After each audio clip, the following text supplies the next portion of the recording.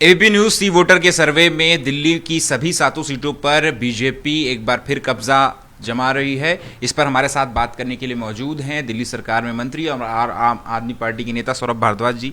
सौरभ जी, जो सी वोटर का सर्वे ABP news का, उसमें 7 सीटें बीजेपी के खाते में जा रही हैं।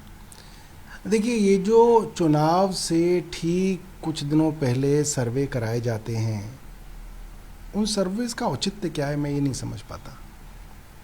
इनका एक ही औचित्य मुझे समझ में आता है कि जो न्यूट्रल वोटर है, जिसने अपना मन नहीं बनाया, उसके ऊपर इस तरीके का एक गलत प्रभाव डालना कि साहब देखिए भारतीय जनता पार्टी जीत रही है, इसलिए चलिए जीते हुए को जिताया जाए।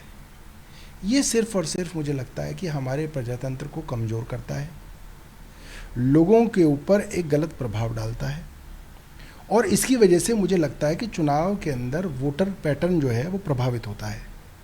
मसलन 2015 में जब एबीपी ने अपना सर्वे दिल्ली के विधानसभा चुनाव के लिए किया, तो उन्होंने हमें 28 सीटें दी, हमारी आई 67। ये हो सकता है कि उस 28 सीट को देख के हमारा बहुत सारा वोटर ये सोच रहा हो कि अरे यार, इनकी तो सरकार नहीं बन रही, चलिए भारतीय जनता पार्टी को वोट देते हैं। हो सकता है इस तरीके के सर्वे तब ना आए होते तो हमारी 70 में से 70 सीटें आ जाती। तो हम इन सर्वेस के ऊपर बहुत ज़्यादा विश्वास नहीं करते, और हम जनता को भी ये कहना चाहते हैं कि आप अपने मन में देखिए कि कौन पार्टी अच्छा काम कर सकती है देश के लिए, उसको वोट दीजिए। ये क्या आप इसलिए ऐसा कह रहे हैं ताकि क्योंकि सर्वे के जो आंकड़े हैं वो आपके पक्ष में नहीं है? अगर सर्वे के आंकड़े आपके पक्ष में होते, आम आदमी पार्टी को ज़्यादा सीटें मिल रही होती, तो क्या ओपिनियन पोल को आप सही मानते? अगर आपके सर्वे जो सच्चाई है ज़मीन पे, उस ज़मीन के आसपास होते तो मैं ज़रूर मानता हूँ। और मेरा ये मानना है कि आपके ही नहीं, लगभग जितने भी बड़े बड़े चैनल हैं, सबके सर्वे लगातार पिछले कई वर्षों से भारतीय जनता पार्टी को सर्वेज में आगे दिखाते हैं, मगर जब असल में सीटें आती हैं वो लगातार भारतीय जनता पार्टी की उन सर्वेज से कम आती हैं।